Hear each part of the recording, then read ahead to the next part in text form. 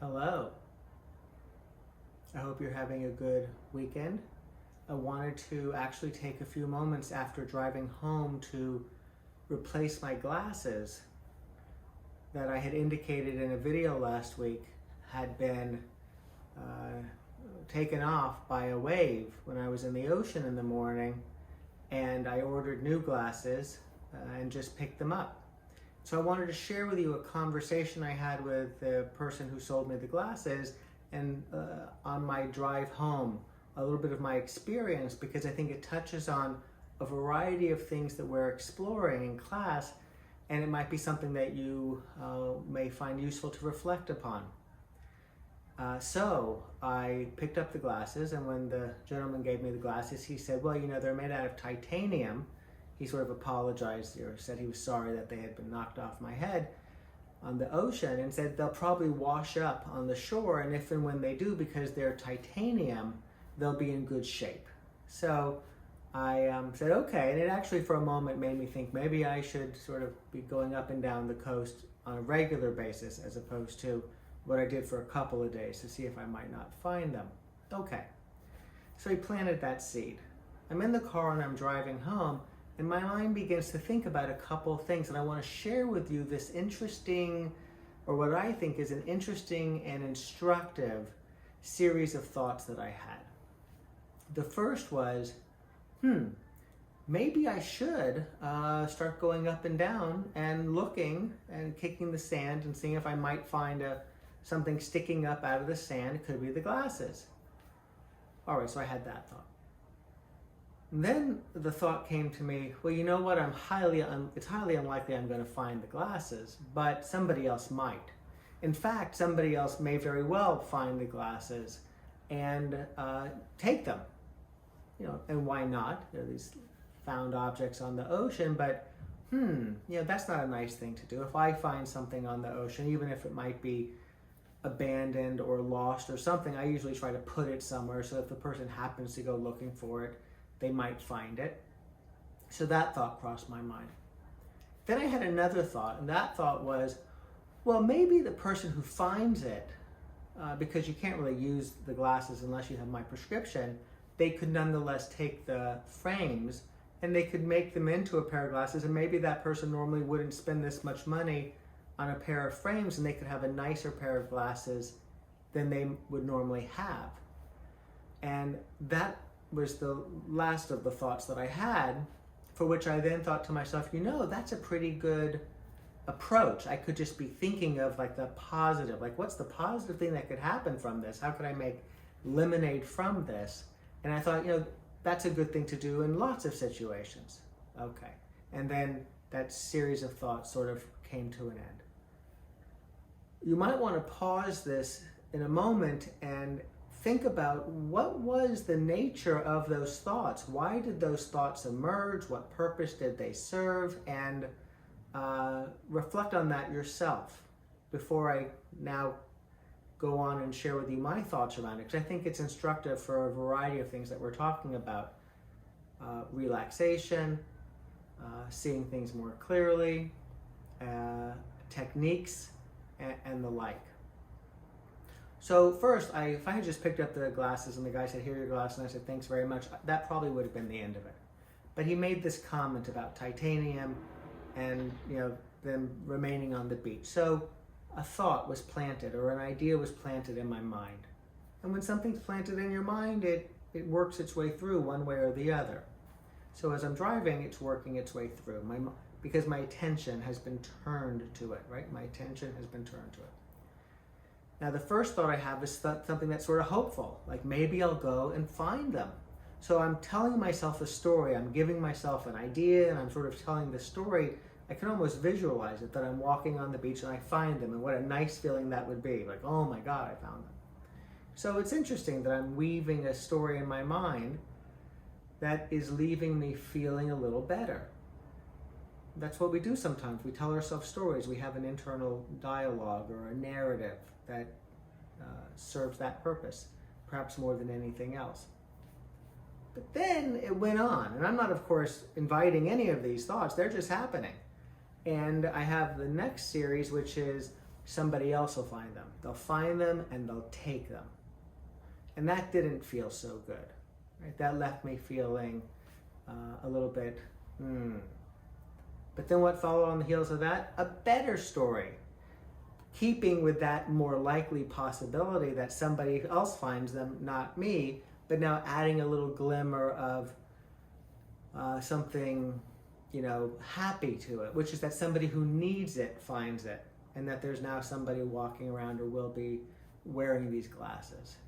And that's sort of where it ended, good resolution. It's like a piece of music that goes through these various stages, but then resolves itself.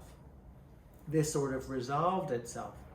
But then I took it one step further, probably because I like to think about ways of, for myself and others, coming up with ideas to, be more effective in challenging situations. And it's not an uncommon approach, which is think about the positive.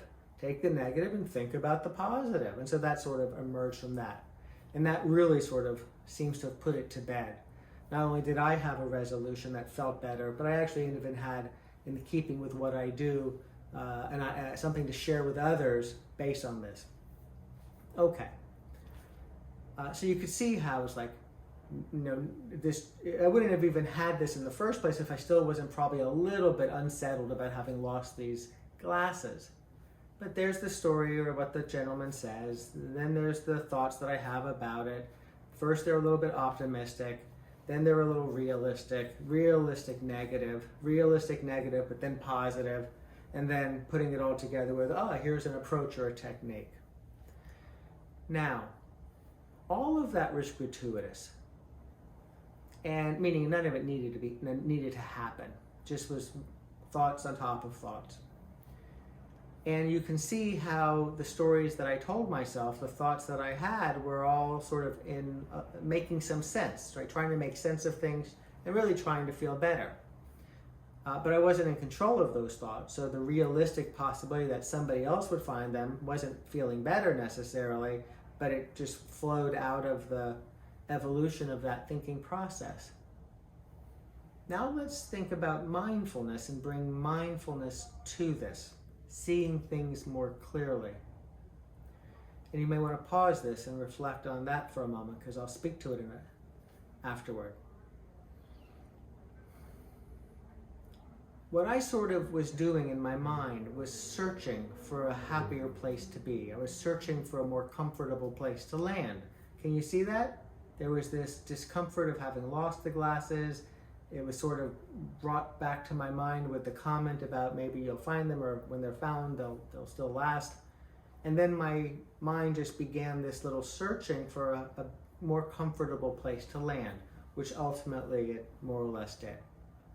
It took the better part of a drive home from the eyeglass place. What's the mindfulness piece there?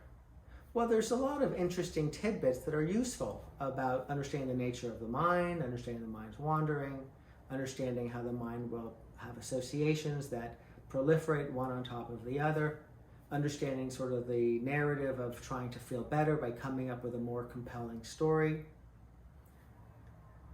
The mindfulness piece, we can go back to the discomfort of having lost the glasses.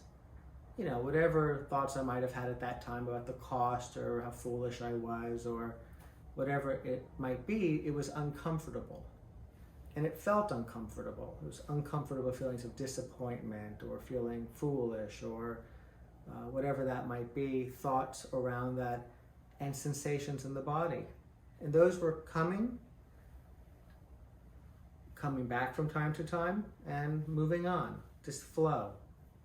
To be mindfully aware would be to really, in the service of processing and seeing things more clearly, would be to, at the level that we're beginning to explore it in class with moving into the body, would be to notice those uncomfortable feelings when they arise, to notice where perhaps with the breathing or some tightness they might take hold in the body, to notice the little thought that pops up, and to witness it. To witness it. To witness its various life cycles. And in many ways to be freed from it or less caught by it and liberated from it. Of course, that involves seeing things more clearly. My glasses are over here. These were the original glasses that I was using for the last week that I saw you with on Friday. These are the replaced glasses. And to be able to see things more clearly by being able to stay present for the experience. And of course, this is an internal experience that we're exploring.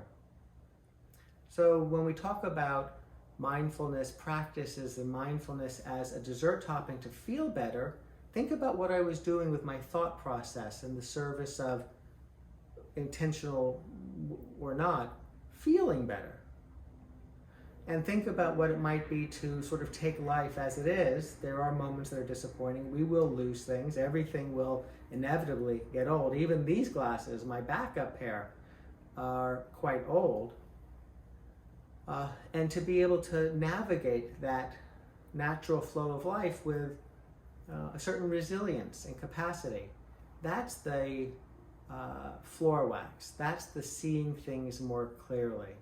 That's the wiping the grime off. And what's interesting, I'll say in closing, is I didn't realize until I received the new glasses and I put on the old glasses for the start of this video, because maybe as you noticed, I began the video with these glasses, and then probably you may not have realized then these glasses took their place.